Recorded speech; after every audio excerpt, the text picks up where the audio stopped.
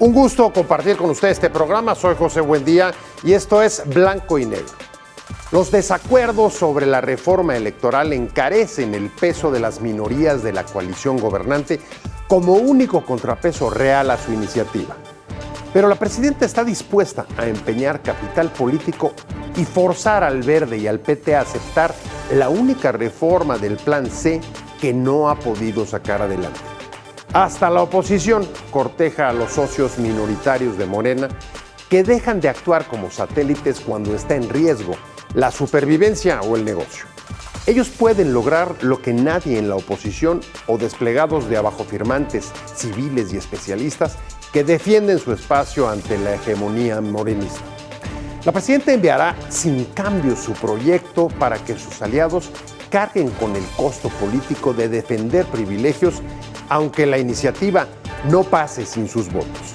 Pero ningún precio es más alto que perder el negocio de la política de que han vivido el Verde, vendiendo caro su amor al mejor postor.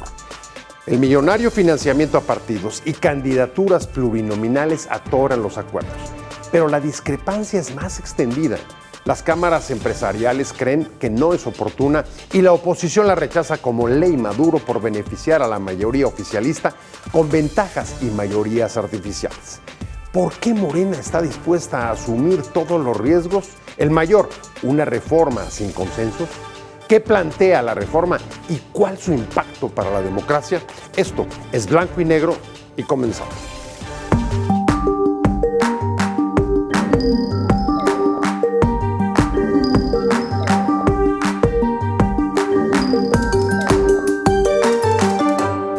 La Cámara de Diputados tendrá 500 integrantes en esta propuesta. Todos por votación directa. La Cámara de Senadores se integra por 96 senadurías, 64 de mayoría relativa y 32 de primera minoría.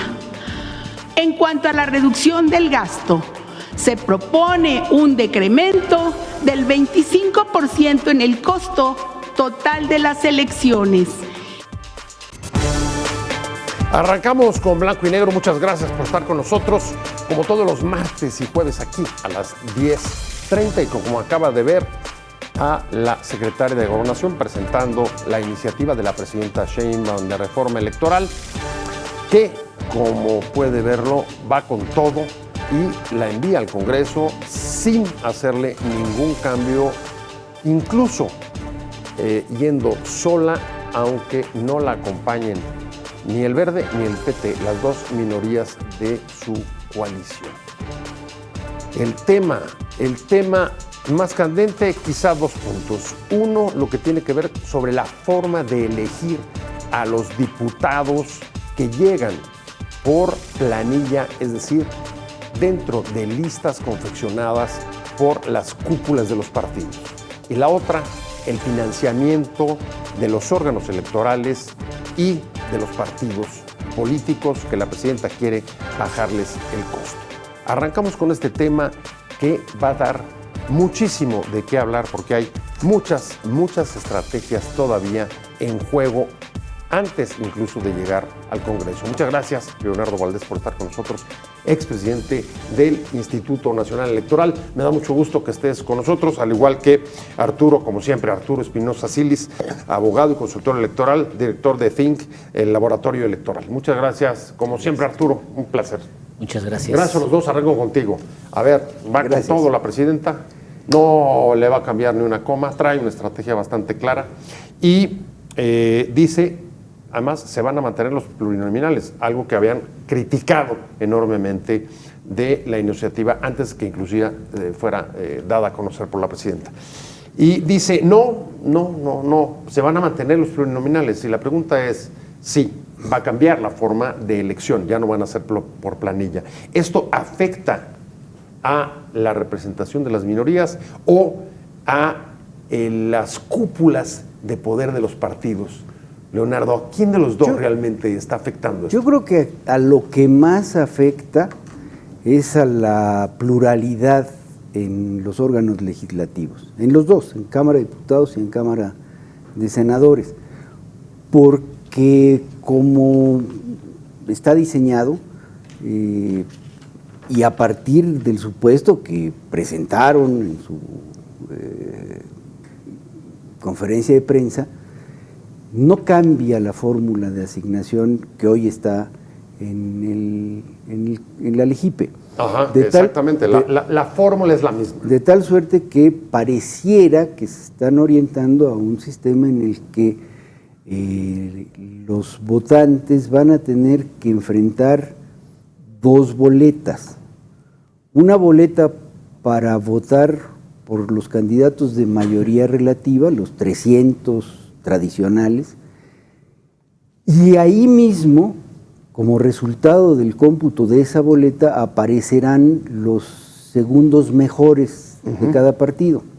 Pero habrá una segunda boleta en la que los votantes tendrán que escoger a un partido y dentro de los candidatos de ese partido, dijo la presidenta, a un hombre y a una mujer.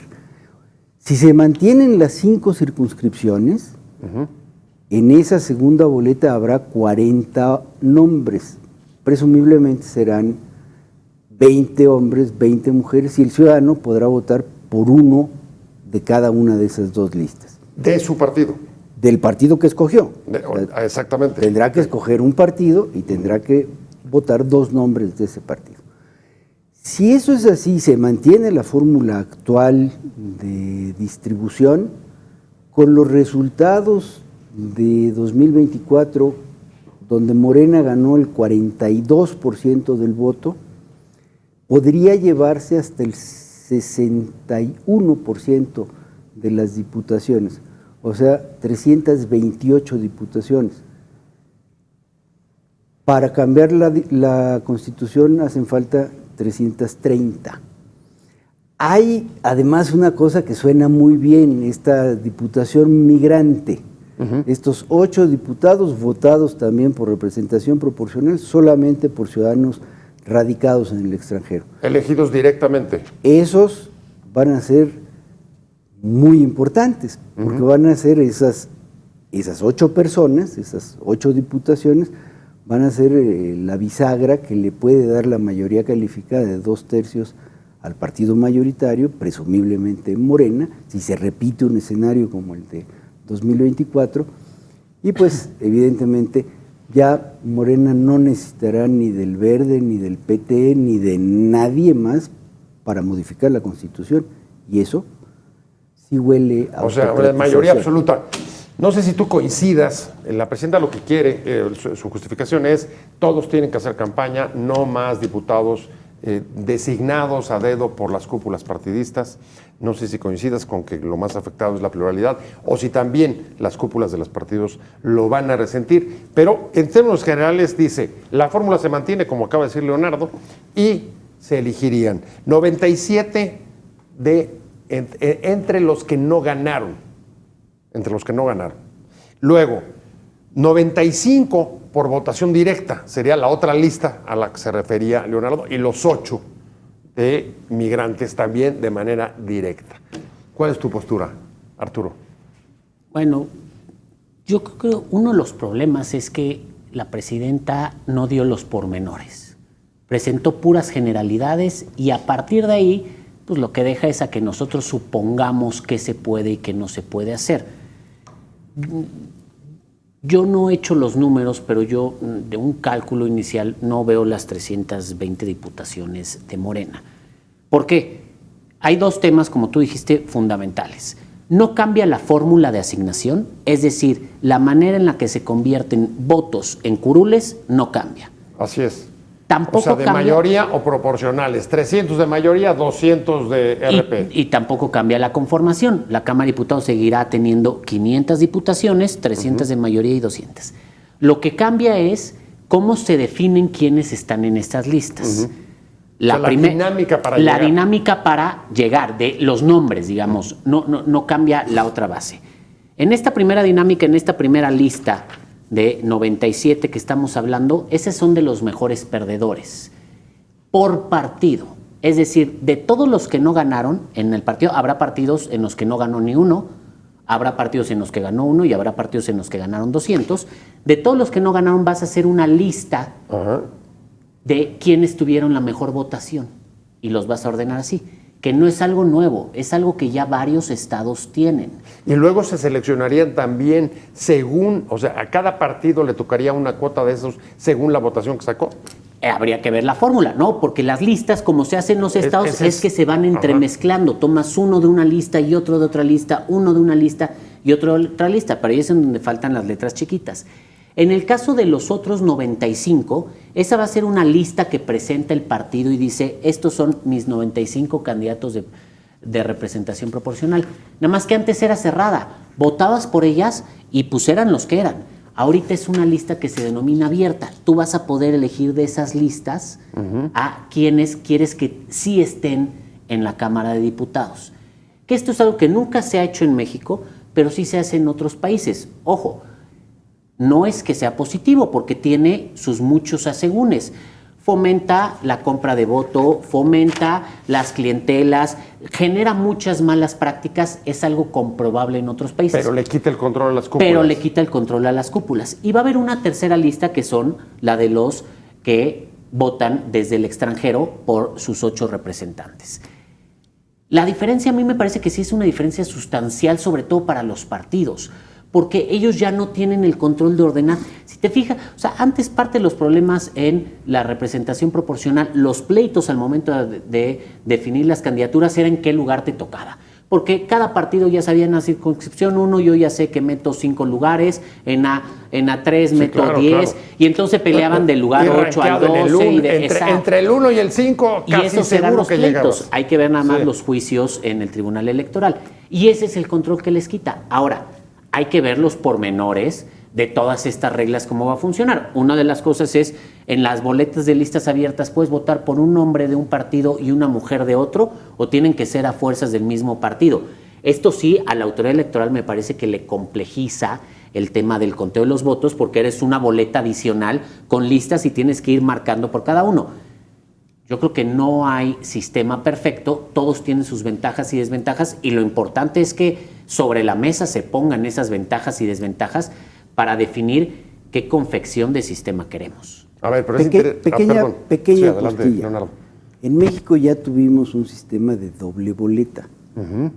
Así se estableció en la reforma de 1977, cuando se creó el sistema. Con la reforma política de Reyes Heroles. De Reyes Heroles, 300 de mayoría, 100 de representación proporcional.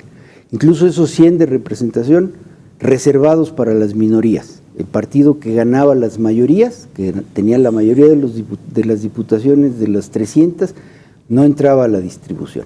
Y por eso se usaba doble boleta. Incluso Pablo Gómez en alguna entrevista dijo, esa fue una mala copia del sistema alemán, porque en Alemania se elige la mitad de los diputados en una boleta de mayoría y la otra mitad en una boleta de representación proporcional, doble boleta. Así se aplicó en 79, 82, 85. Yo fui representante de partido en la Comisión Federal Electoral de 1985, del Partido Mexicano de los Trabajadores. Del PMT. Y descubrimos que había una cantidad no menor de distritos en donde los votos de mayoría del PRI eran muchos y ganaban los distritos, pero disminuían sus votos de la segunda boleta de representación proporcional. Y curiosamente eran los partidos como el Partido Auténtico de la Revolución Mexicana, el Partido Popular Socialista y el Partido Socialista de los Trabajadores, que eran aliados del PRI, los que tenían muy pocos votos en mayoría relativa y muchos en representación proporcional. De tal suerte que un partido que tiene una gran clientela con doble boleta puede elegir el tamaño de las oposiciones. A ver, eso es muy interesante porque, en efecto, desde la reforma de 77 hubo un diseño para favorecer la presencia e incluso el crecimiento de minorías distintas al entonces partido hegemónico, el PRI. ¿Crees que aquí estaríamos en una experiencia similar, pero al revés? Exactamente. Es decir, que el diseño es para beneficiar en todo caso a la construcción de una mayoría más dura? Por eso ya me metí a hacer los números. Ajá. Lo que yo percibo es que después de 85, en la reforma de 86, como pusimos el grito del cielo, se dijo 300 de mayoría, 200 de representación proporcional y una sola boleta. Uh-huh. Y se le dio acceso al partido mayoritario a la distribución de las 200 diputaciones de RP, pero con una sola boleta. Tengo la impresión de que acá han diseñado todo para que exista esa segunda boleta y entonces el electorado, que es un electorado muy grande de Morena, con acordeones que ahora ya están legitimados, decidan su segundo voto en esa segunda boleta e incluso lleven los nombres de las personas por las que tienen que votar. O sea, la tirada sería, tú dices, inflar esa segunda boleta. Por supuesto, para que los partidos aliados de la coalición gobernante salgan beneficiados. Y esto de que las cúpulas van a perder el control, a mí me parece relativo, porque las cúpulas van a ser las que van a ser los acordeones. Bueno, las cúpulas, pero sobre todo estaría señalando al mayoritario. Por supuesto. Aunque el resto los hagan, pero con la misma, digamos, disminución de fuerza. El que tiene más votantes puede influir sobre esa segunda boleta con una buena cantidad de acordeones. Arturo, ¿tú qué decías? Es que si esa segunda boleta es como presuponemos que pasa en muchos países de la región, la boleta tiene números. Entonces, tú buscas que voten por el número 8 de la lista tal, el número 8 de la lista de Morena, el número 8 de la lista del Verde. Y eso lo que genera es, si bien puede ser control de las cúpulas, pero también que los candidatos que tengan más dinero tengan más capacidad de acceder porque son los que más van a poder comprar el voto, porque ahí es en donde se usan los acordeones.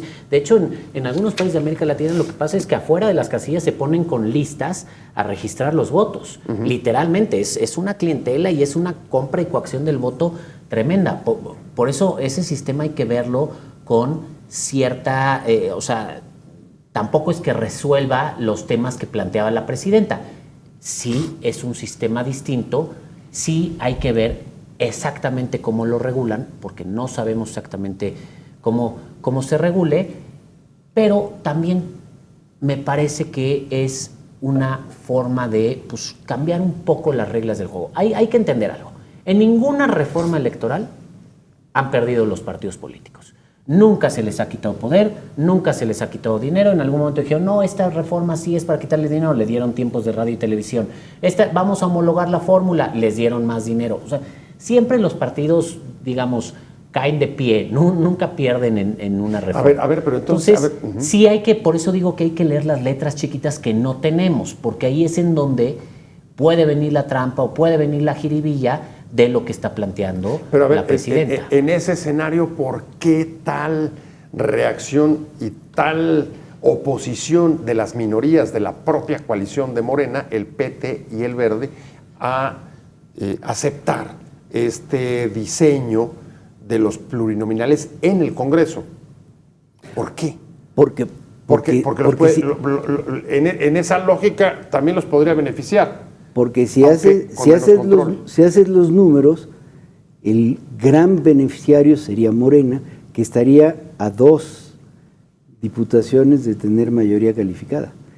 Por eso digo que las 8 diputaciones de los diputados externos, de los diputados del extranjero, que vienen del extranjero, serán valiosísimas. Porque, o sea, dirías, pierden su peso los partidos señalados como satélites de Morena. El Partido Verde y el PT dejarían de ser necesarios para construir la mayoría constitucional de 2/3 que hoy no se puede construir sin su participación. ¿Coincides que ese es un indicativo de lo que pueden estar viendo de riesgos, incluso para ellos? Ya no estoy hablando de la oposición fuera de la coalición, para las minorías de la propia coalición. ¿Coincides? Insisto, yo no he hecho los números y no lo puedo hablar numéricamente desde ese punto de vista porque no tengo las reglas. Sí creo que los partidos, sobre todo el Verde, cómo han manejado sus plurinominales, pues esto le hace que a lo mejor un candidato que tuvo un buen porcentaje de votación pero que ellos no quieren que llegue, pues pueda llegar, porque se va a colocar en la lista al final, lo van a posicionar, o que a lo mejor ciertos personajes que no son tan populares o queridos como podría ser algunos de los liderazgos que ya conocemos, O sea, nadie vote por ellos, sí voten por el verde, pero no voten por ellos. Pero ahora, por el otro lado... O sea, digamos que con este diseño les puedan meter goles con sus propios candidatos. Les pueden meter goles, sí, y llegar... Exacto. Lo cual, eso sí significaría un cambio, porque en las últimas, Leonardo, lo que hemos estado viendo más bien es que el verde prácticamente arrienda sus espacios a Morena para que la gente de Morena pueda llegar con otra, con otro color partidista y no abultar sus propias listas. En la legislatura de 2018, el hoy secretario de Educación llegó como candidato de representación proporcional en la lista del Verde. E inmediatamente después de eso fue coordinador del grupo parlamentario de Morena y después presidente de Morena. O sea, sí, hasta ahora ha sido esta fórmula de arrendar los lugares, con eso tener muchos votos, porque los votos se traducen en presupuesto. Y en candidaturas plurinominales. En candidaturas plurinominales, en presupuesto y en tiempo en radio y televisión. De tal suerte que esta apuesta a la que jugaron por muchos años el Verde y el PT, se puede cambiar los términos. ¿El negocio está en riesgo? Sí. ¿Está en riesgo el negocio? ¿Tú qué crees? Yo creo que sí Arturo? está en riesgo. El Verde es un partido que ha sabido sacarle jugo al sistema y justo les están cambiando este sistema del que se ha aprovechado y a partir del cual ha crecido. También es cierto que ese tipo de temas han sido al menos restringidos por la autoridad electoral, por eso tiene que ser, o sea, no nada más es lo que nos presentó la presidenta, las reglas importan. Por ejemplo, la afiliación efectiva. El INE planteó un criterio de afiliación efectiva y hay que ver realmente a qué partido estás afiliado para que no pasen estos cambios en las candidaturas. En 2018, cuando se dio también una tremenda sobrerepresentación ya llegando a la Cámara, el PT perdió una gran cantidad de diputados que habían llegado, digamos, bajo sus siglas y se pasaron a Morena. Aquí también es importante, que es uno de los grandes ausentes, no solo el tema de la sobrerepresentación, el tema de las coaliciones. Todas estas jiribillas las han podido hacer gracias a que las coaliciones se los permiten. Pues me voy un corte rapidísimo, pero al regresar vamos a ver la estrategia que va a seguir o que trata de seguir la presidenta para tratar de sacar esta reforma, porque la manda sin cambiarle una sola coma, no quiere descafeinarla, aunque el Verde y el PT se han dicho opuestos a este tema, al de la representación proporcional y también al financiamiento, aunque hasta donde vemos, una reforma constitucional necesitaría de sus votos, salvo que hubiera otra estrategia que pudiera incluir a otros partidos de la oposición o votos según votos diferenciados según los distintos puntos. Vamos a un corte rápido, estamos en blanco y negro. Yo esperaría que no saliera, que el PT y el Verde, que son fuerzas políticas en este país, detengan junto con nosotros esta felonía. Bueno, ahí tiene a Rubén Moreira del PRI cortejando a las minorías de Morena y pidiéndoles manténgase firmes para que no salga esta reforma. Y Leonardo, voy contigo. A ver, la estrategia de la presidenta, ¿qué te parece? ¿Va sin cambiarle una coma, con su propuesta original sin cambios, a pesar de que no tiene consensos ni al interior con las minorías de su coalición, ni tampoco consensos con la oposición? Yo creo que la estrategia es una estrategia muy arriesgada porque, digamos, tiene una cara pública. La presidenta ha sido muy consistente y López Obrador lo fue también y Pablo Gómez lo ha sido desde hace mucho tiempo, en esta idea de que nuestras elecciones son muy caras. Eso ha sido y que hay que bajarle el costo. Hay muchos estudios, se han publicado uno recientemente, que evalúa el costo por persona de las elecciones en América Latina y no somos ni con mucho más caros que Brasil, Uruguay, Perú, de tal suerte que eso primero es una gran mentira. Lo que sucede es que cuando se dice que, por ejemplo, la elección de 2024 costó 64,000 millones de pesos en su organización, pues sí suena que es mucho dinero. Y entonces, en esa estrategia que vende a un público normalmente desinformado del tamaño de recursos que usa el gobierno federal, y les dicen, y les vamos a cortar el 25%, la gente dice, sí, córtenles el 50%. Sí, bueno, porque además ha sido una demanda, sí, porque además se tiene larga demanda, incluso te diría popular. Además se tiene la idea de que es muy fácil organizar las elecciones. La verdad es que después de que es uno funcionario electoral en un país tan grande como este, se da uno cuenta que no es tan fácil, que hay que desvelarse mucho, que hay que trabajar mucho, que es una empresa difícil. La movilización para capacitar personas para que sean funcionarios de casilla, por la desconfianza en la que está construida nuestra forma de recibir los votos y contarlos, es una movilización equivalente a un censo de población y vivienda. El censo se hace cada 10 años porque es muy difícil, muy costoso. Las elecciones se hacen cada 3 años y el trabajo operativo, logístico, por las dimensiones del país es equivalente. Entonces, eso cuesta recursos porque hay que contratar a mucha gente, hay que contratar muchos insumos, hay que hacer muchas cosas, muchos instrumentos para que salga bien. Esa estrategia, digamos que las encuestas dicen sí, no solo el 25, el 50%. Pero quienes la van a votar también votan el presupuesto de egresos de la Federación. A ellos no se les puede decir esto es muy caro, porque ellos saben bien cada año cuánto del presupuesto, del gran presupuesto que ejerce el gobierno, representa el 23%. ¿Esto qué quiere decir? De cada 100 pesos que el gobierno ejerce en su presupuesto al año, la inversión o el gasto en democracia, el presupuesto del tribunal, del INE y las prerrogativas a los partidos representan 23 centavos, solo 23 centavos. Entonces, los tomadores de decisión, los que van a votar en las cámaras, saben que esto de que es muy cara nuestra democracia vende, pero no es cierto. A ver, pero tocas un punto muy importante que es, Leonardo dice, la estrategia de la presidenta para lograr que se apruebe. Es la última reforma que le queda del plan C, ¿eh? Es la última. Y lleva ya 3, 4 intentos desde el observador. 4. ¿Nace muerta? Porque eso es lo que le preguntaban cuando en la mañanera presentó la iniciativa a ella. ¿Nace muerta porque no tiene los votos del PT y el Verde? ¿Tú crees que a ver, si fuera así, qué explicación das? ¿Cuál es la estrategia? Yo creo que ella solita se complicó el camino. Efectivamente es el 4º intento.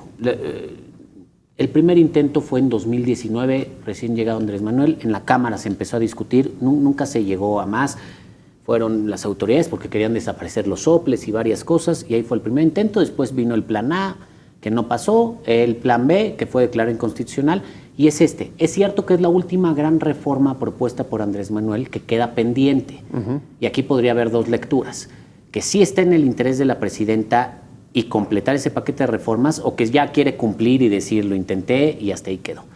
Pero a mí me parece... Ya cerrar ese expediente es una manera de decir, a ver, o se cierra el expediente o se me abre un horizonte. Es que desde ese sería un poco el cálculo de la desde esa presidenta. perspectiva, me parece que no son los tiempos para una reforma electoral.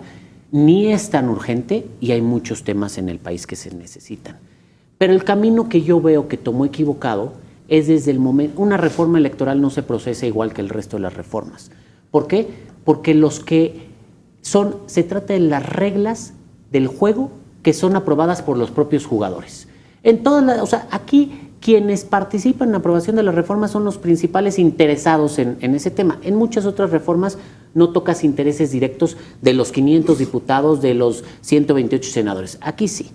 Y lo primero que hizo fue fue crear una comisión para la reforma, lo cual en principio podía no parecer mal, Sí, claro. pero una comisión solo del Ejecutivo. No incluyó ni al Legislativo ni a su propio partido.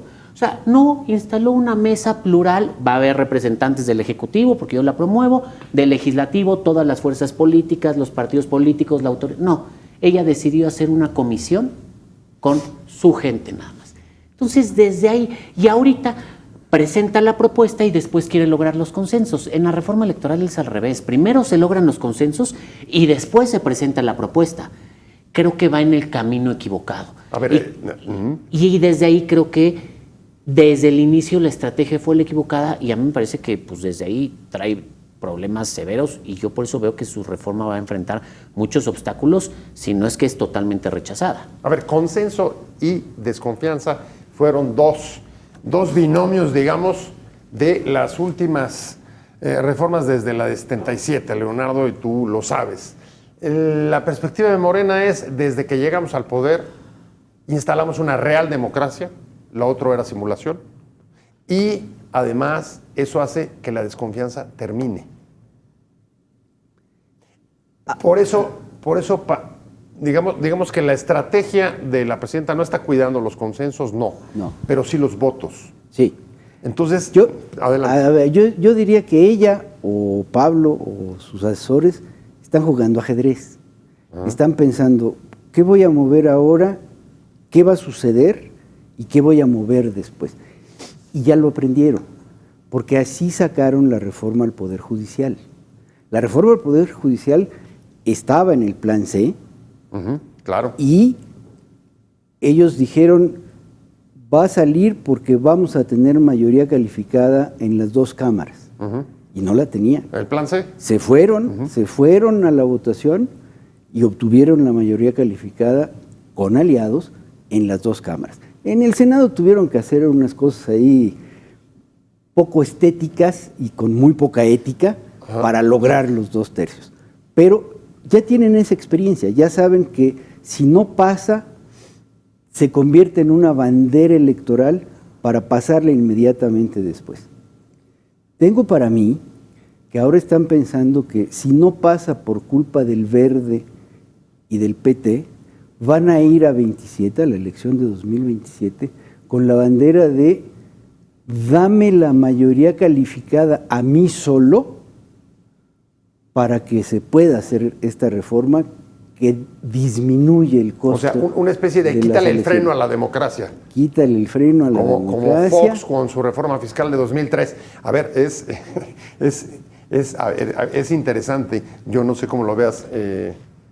Yo creo que adicionalmente, me parece que la coalición está desgastada bastante por varios temas que han generado rencillas. Yo no creo que la presidenta solo enfrente resistencias en sus partidos aliados, creo que también al interior de su partido presenta algunas, a lo mejor menos visibles o a lo mejor menos resistencias, pero presenta algunas. Yo considero que parte de toda esta negociación, y ahí es en donde está la presión fuerte, pasa por las candidaturas al 2027. Y ahí es en donde, la verdad, el Verde es muy audaz porque elección tras elección exige más exige más. Pero fíjate qué interesante, porque dices, la coalición estaba desgastada, pero siguiendo la lógica que pone sobre la mesa Leonardo, antes de presentar la reforma electoral, revalida la coalición para el 27 con Verde y PT. O sea, como diciendo, no se preocupen, vamos a ir juntos, eso ya está firmado, está firmado. Creo que es parte del manejo de las narrativas, pero me parece que es un juego en el que se convierte quién depende más de quién. ¿Morena necesita más al PT o al Verde? ¿O el PT y Verde necesitan más a Morena? Y están jugando un poco a las fuercitas. Lo veo principalmente respecto del Verde. Este tema de la candidatura de San Luis es el claro ejemplo, ¿no? El gobernador quiere que sea su esposa, la presidenta ya pidió y lo volvió a decir, no va el nepotismo, y ahí está. Y seguramente, y ha habido otras afrentas, porque ese tipo de cosas, ahora lo que vimos en Oaxaca con la revocación de mandato, también fue una rebelión del PT, porque seguramente Benjamín Montoya quiere ser el candidato a la gubernatura de Oaxaca, y también está mostrando fuerza. Creo que es parte de la lucha y del mostrar músculo por las candidaturas hacia el 2027 y hacia las siguientes elecciones. Porque además, en estas elecciones del 2027 viene algo que a lo mejor no estamos plenamente conscientes, pero es un grupo de gubernaturas ya grandes que por primera vez va a ver Morena si renueva o no renueva. Morena cumple un sexenio en esas la primera gubernaturas. gran reválida, primer examen. Y en las aparte urnas en muchas de Morena, ellas los son estados. gubernaturas con mucho desgaste. Sinaloa tiene mucho desgaste, Michoacán tiene mucho desgaste, Guerrero tiene mucho desgaste. O sea, son gubernaturas ampliamente desgastadas y le toca renovar a Morena. Entonces yo creo que están en esta lucha bastante de mostrar quién tiene poder y en medio está la reforma electoral. El control que el PT y el Verde habían logrado y el peso que habían logrado adquirir dentro de la coalición después de las elecciones de 21 y de 24, hoy es Está en un juego. lastre para Morena. Yo creo que está en juego, están mostrando o es demasiado que tanto es caro, ese peso. no quiere depender de ellos. Me tengo que ir a un corte rapidísimo y regreso porque además hay temas que falta tocar. 1, tiempos de radio y televisión. 2, qué pasa con medidas o no sobre la intromisión de dinero de la delincuencia en las elecciones, y algo que quiere la presidenta, y vamos a ver si eso es posible, regular las mentiras, los votes y las fake news en las campañas. Estamos de vuelta en Blanco y Negro en un momento. Nosotros sí pensamos que a la hora de las campañas electorales sí es importante que el INE esté permanentemente vigilando eso, ¿no? Porque ahora que hay inteligencia artificial y otras cosas, pues se puede prestar.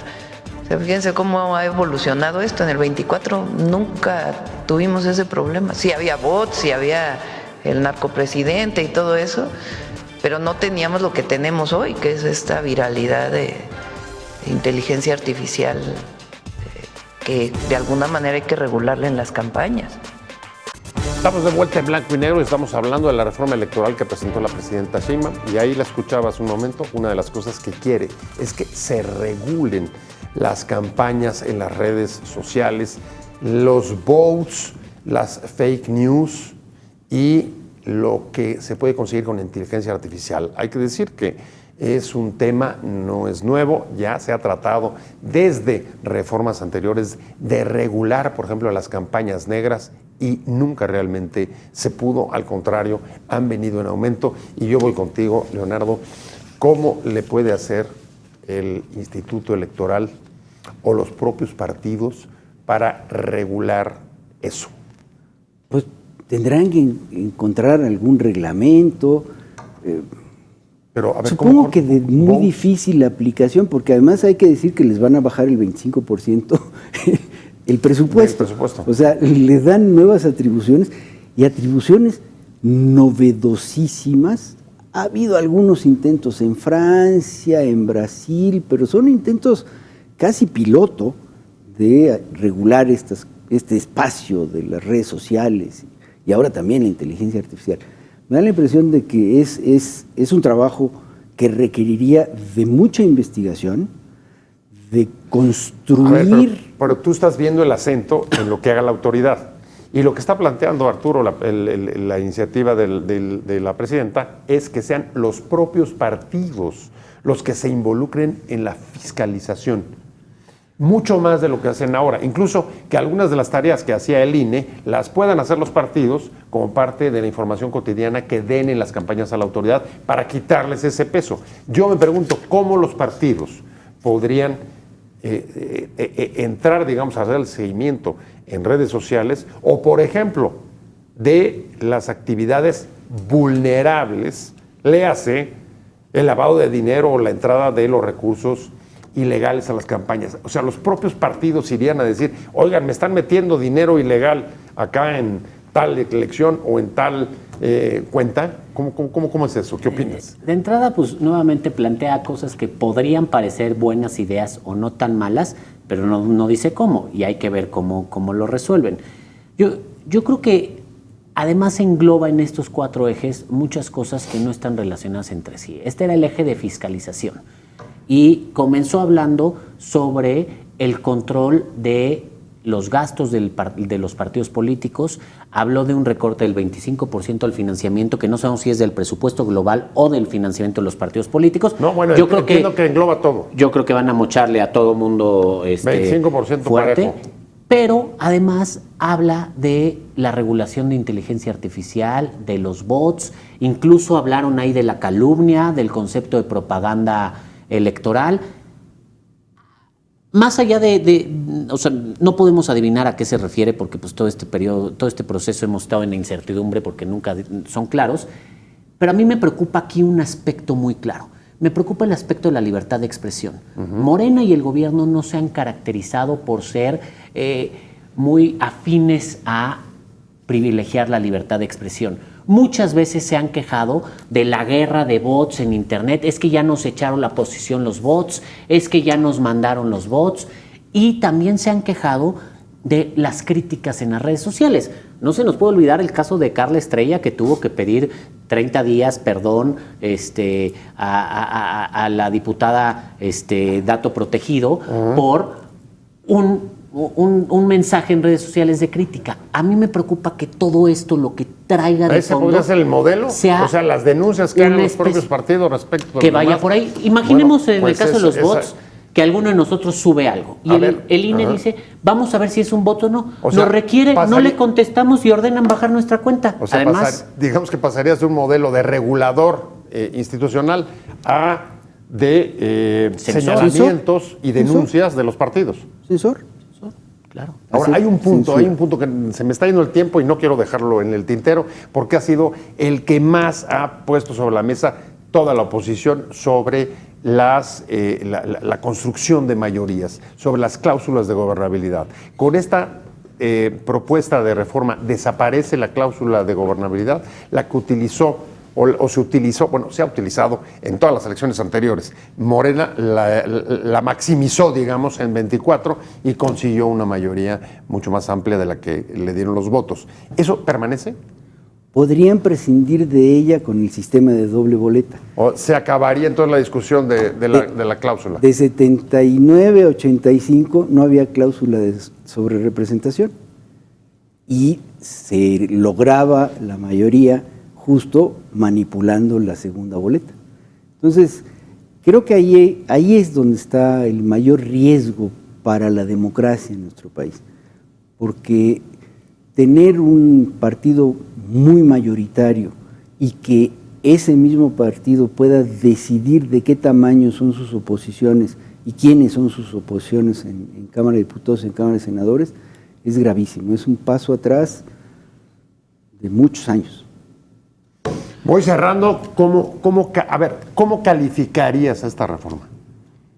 Yo creo que es una reforma que en principio deja más dudas que respuestas, y es una reforma que no plantea más democracia o mejor democracia como la hay. No resuelve los problemas reales que tenemos hoy en día, no habla de las elecciones judiciales que fueron un desastre, no habla de la violencia en las elecciones, no aborda el tema de la sobrerepresentación como tal. Esto es, digamos, depende cómo se regule, pero no pone más límites, no busca la representación proporcional pura, no regula las coaliciones, que para mí son el principal problema por el que hay sobrerepresentación, y no pone énfasis en los temas en donde sí necesitamos buscar que el sistema de elecciones más íntegras que se han perdido en los últimos años. Pero fíjate del ajedrez que decías, si sale la reforma, pues entonces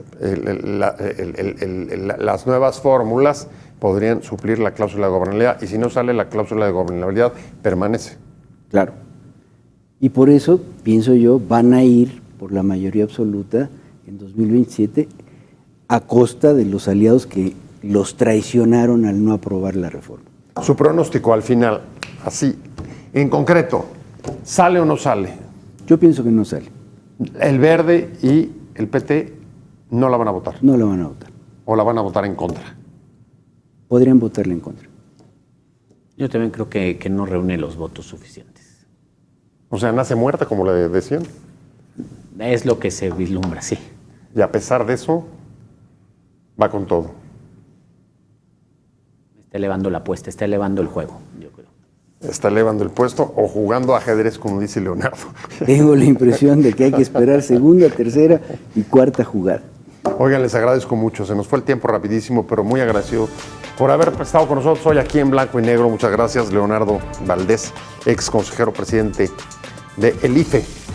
Dije INE hace rato, pero es IFE para ser más correctos. Y, por supuesto, Arturo Espinosa Silis, con mucho gusto de recibirte siempre, mi querido Arturo. Gracias. Laboratorio Electoral, abogado y consultor, además un especialista ya de muchos años en este tema. Les agradezco mucho a los dos que hayan estado con nosotros, pero sobre todo a usted por haber estado con nosotros aquí en Blanco y Negro. Nos vemos como todos los martes y jueves, 10:30 de la noche. Mientras tanto, tenga una muy buena semana, páselo muy bien. Adiós.